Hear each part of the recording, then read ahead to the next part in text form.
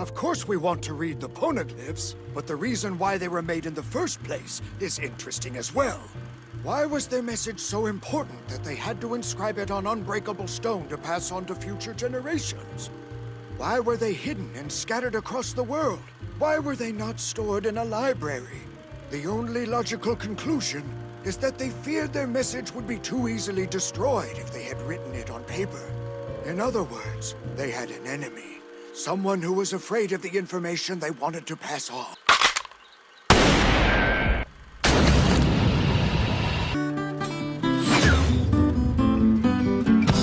Over almost 3 decades, Eiichiro Oda, the author of One Piece, has created a network of intrinsic jigsaw puzzles that are finally coming together as we get closer and closer to the end of the series.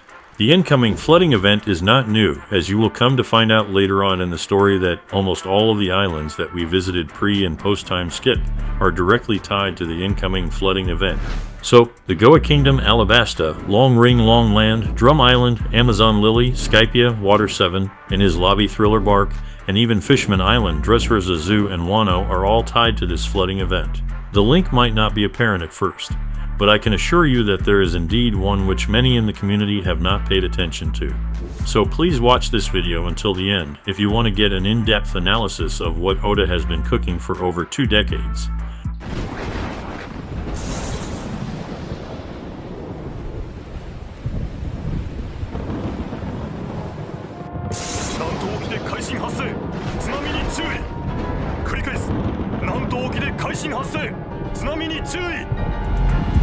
Over 2,000 years ago, in ancient Greece, a great scientist named Archimedes exclaimed Eureka in a public bath. He had discovered a means of determining the volume of an irregular object using buoyancy. This is the same principle that Saint Nerona Emu used to alter the landscape of the world during the Void Century. The change would be so drastic that the world would become flooded by the sea, with only the highest parts of the submerged islands habitable, and thus becoming the islands that exist in the world of One Piece today. Let me explain how Emu achieved this. Imagine pouring water into a glass. Adding an ice block to it will cause the water level to increase. This is because the ice block, despite being solid, has a density less than the liquid. There is therefore an upward buoyant force exerted on the ice block. This buoyant force is equal to the weight of water displaced by the ice block. This is Archimedes' principle, which states that the upward buoyant force that is exerted on a body immersed in a fluid, whether partially or fully submerged, is equal to the weight of the fluid that the body displaces and acts in the upward direction at the center of mass of the displaced fluid. Emu illustrates this concept well when he orders for the destruction of the Leluja Kingdom. The void created after the destruction occupies space, and will thus displace a massive volume of seawater in return. As a result, the displaced water will inadvertently lead to a rise in the sea level. In this particular case, the sea level rose by 1 meter, but this was enough to completely flood many islands and render them uninhabitable. The same thing must have happened over 800 years ago, but the scale of the destruction was far greater and led to so much water being displaced that a worldwide flood ensued, leading to the world of One Piece as we know it. This is the red line, the symbol of authority of Saint Nerona Emu, and the instrument created with the goal to divide and conquer. It was used to shape the world of One Piece into the way it is today. If we replace the glass block with a red line, and the glass with the world, it is safe to assume that the massive weight of the red line displaced so much water that it increased the sea level by thousands of meters, leading to a worldwide flood that submerged most islands. This is also how the ancient kingdom too must have disappeared. This flood rendered only the top of thousands of islands worldwide habitable. It is the top of these islands that are recognized as the islands of the world of One Piece today. This will have been the punishment enacted by Emu, now considered a god, on humans for eating the forbidden fruit. This makes a lot of sense, as Vegapunk recently revealed that the devil fruits represented the desires by humanity to transcend evolution and to become greater life forms. Thus, with the power to transcend evolution came a curse, which was to be rejected by the sea, the origin of life as we know it. The most efficient way to stop evolution is to erase history, and the most convenient way to destroy an ant mound is to flood it. In other words, to increase the water levels using a massive ice block. This is exactly why Oda used Dr. Vegapunk to highlight the genius idea of another scientist, in order to reveal to the world that the only way to liberate the planet is to destroy the red line using the ancient weapons, destroying the ice block to enable the sea level to drop. The sinkhole at Enies Lobby is thus a vestige of the Void Century, and the Aqua Laguna, which flooded Water 7 every year, increasing the water level, would have been the consequence. Thus, 800 years ago, the world government built its judicial island over this massive sinkhole, so that no one could investigate its origins. The same could be said for Impel Down, which would have been a tower constructed before the Void Century, likened to the Tower of Babel. This could yet again be another reference by the author, highlighting the desire of man to transcend his own existence. This tower would then be repurposed by the world government and used as an underwater prison. If coupled with the revelations that were made in Jinbei's cover story, in chapter 778 to be more exact, Jinbei, who was on his way to meet Big Mom, discovered some underwater ruins that had a poneglyph. These ruins, despite appearing only in a cover story, had a massive significance in the story, as the ruins had a poneglyph and were submerged. The presence of the poneglyph in the ruins must have meant that at some point in time, these ruins were on the surface. But, due to a flooding event, the ruins were submerged and only discovered by a traveling fisherman. そうだ、ここがラブーンの故郷。ご親族の方、おられますか？危ないわよ、ブルック。50年前、群れからはぐれた子クジラをお探しの方、ご安心くださいね。彼は反対側の海で。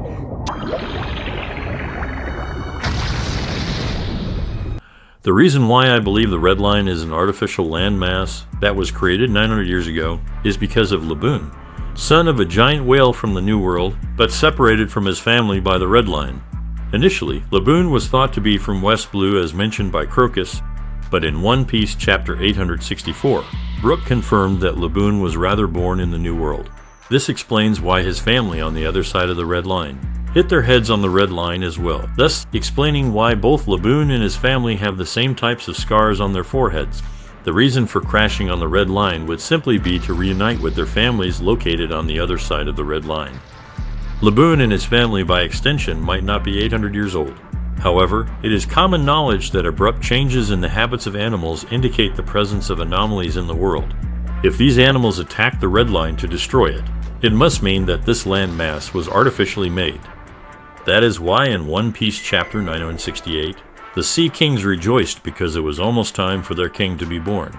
They rejoiced because he will reunite all the Sea Kings by destroying the red line and creating the All Blue. 今回のアクアラグナの規模で市民には不安がよぎったはずだ。この島自体海に飲み込まれる日も近いんじゃねえかってな。で、どうすんだ？この島ごと海に浮かべる。何？このウォーターセブンを船に？できんのか？ As previously mentioned, the world government used the red line to increase the sea level by thousands of meters, thus leading to a worldwide flood, and only those nations that were prepared for this flooding event survived the Great Deluge. The most convincing illustration of this idea came in the Water 7 arc, where we were introduced to a city consisting of two different structures, the old and the new city. The old city, which is closer to sea level, is gradually flooded and is bound to disappear due to the Aqua Laguna.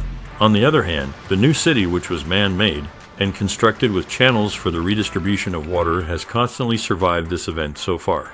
Even so, Iceberg, the mayor of the city, decided to make the whole island float. In his words, this was the only way to save the city. Turning islands into ships is a recurring theme in One Piece, as this has already been achieved canonically at least once before. It was in chapter 337 that we were introduced to the island ship Thriller Bark.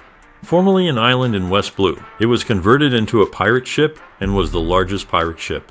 So converting Water 7 into a ship is feasible, as the new city too is bound to disappear at some point too. Iceberg's plan to turn Water 7 into a ship was revealed to us way back in 2006. 18 years later, Oda made sure that Iceberg was present when Vegapunk revealed that the world is going to sink beneath the waves, and the people have to prepare themselves as they did 900 years ago. This thus explains why all of the political capitals of nations scattered throughout the Grand Line, and the nations older than 900 years, have been constructed in such a way that they are protected from such a flood, such as Dressrosa, the former kingdom of the Don Quixote dynasty, one of the 20 founding families of the world government, an island enclosed and protected by large concentric rocks, with the only entryway into the island being massive stairs. The same can be said for the kingdom of Alabasta of the Nefertari dynasty, another of the 20 founding families of the world government.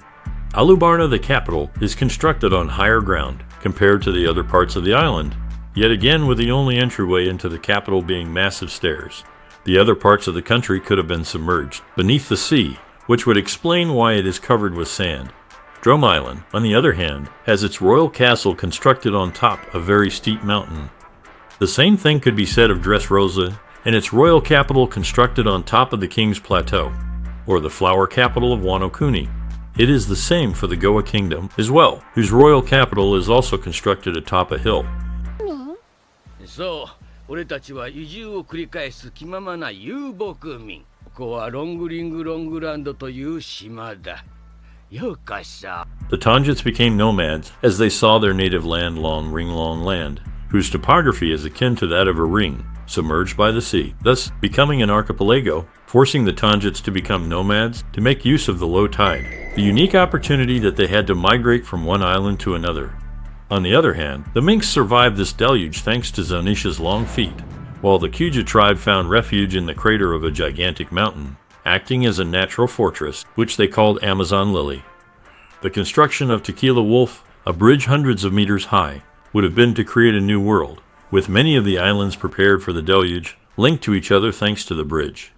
The bridge would also serve as a massive refugee camp, as it would house the refugees fleeing the submerged countries. This would thus enable the celestial dragons to get an abundance of slaves. This is why the people of Wano built massive walls of volcanic rocks around their island, using the ancient weapon Pluton to protect the island from the deluge created by Emu, thus protecting their nation. That said, this came at a great cost, as erecting walls around their island transformed it into a massive beaker, subsequently leading to the flooding of the old nation due to rainwater accumulating. This caused the people to relocate to higher heights on the slope of Mount Fuji. So, after 2 years, Oda would reveal to us why Momonosuke told Zunisha he was not going to immediately open the borders of Wano.